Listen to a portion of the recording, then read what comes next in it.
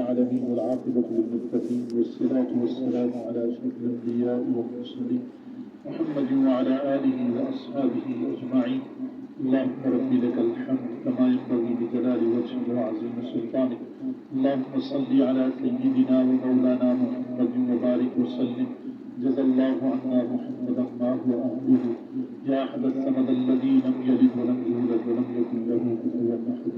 اللهم اغفر لنا قبل الموت وارحمنا عند الموت ولا تعذبنا بعد الموت ولا تحاسبنا يوم القيامة إنك على كل شيء قدير. اللهم اغفر لنا ولإخواننا الذين سبقونا بالإيمان ولا تجعل في قلوبنا غلا للذين آمنوا ربنا إنك رؤوف رحيم.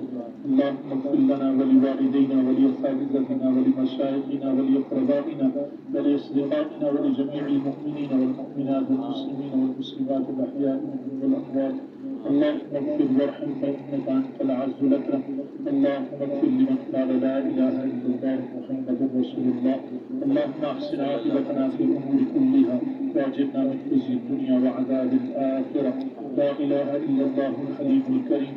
سبحان الله رب العرش العظيم والحمد لله رب العالمين.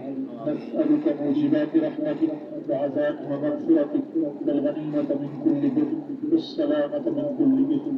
اللهم ربنا لا تدع لنا ذنبا إلا غفرته ولا هما إلا فرجته ولا دينا إلا قضيته ولا مريضا إلا شفيته ولا عادة هي لك رضا ما قضيتها يا أرحم الراحمين. اللهم إنا نسألك العفو والعافية والمعافاة الدائمة في الدين والدنيا والآخرة. اللهم انصر الإسلام والمسلمين. اللهم أعز الإسلام والمسلمين. اللهم أيد الإسلام والمسلمين. اللهم انصر المجاهدين في كل مكان. اللهم انصر المجاهدين في غزة وفلسطين. اللهم اغفر لنا ذنوبنا وإسرافنا في أمرنا وثبت أقدامنا وانصرنا على القوم الكافرين. اللهم اغفر موتانا واشف مرضانا ومرضى المسلمين. اللهم اشف مرضانا ومرضى المسلمين. اللهم اشف مرضانا ومرضى المسلمين. اللهم ارزقنا في بلد دينك صلى الله عليه وسلم. اللهم ارزقنا شهادة في بلد دينك صلى الله عليه وسلم.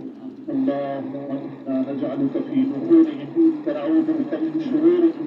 اللهم استرنا بسترك الجميل. اللهم استر عوراتنا وآمن روعاتنا. اللهم ربنا تقبل منا إنك أنت السميع العليم وتب علينا إنك أنت التواب الرحيم. اللهم صل على سيدنا ومولانا محمد وبارك وسلم.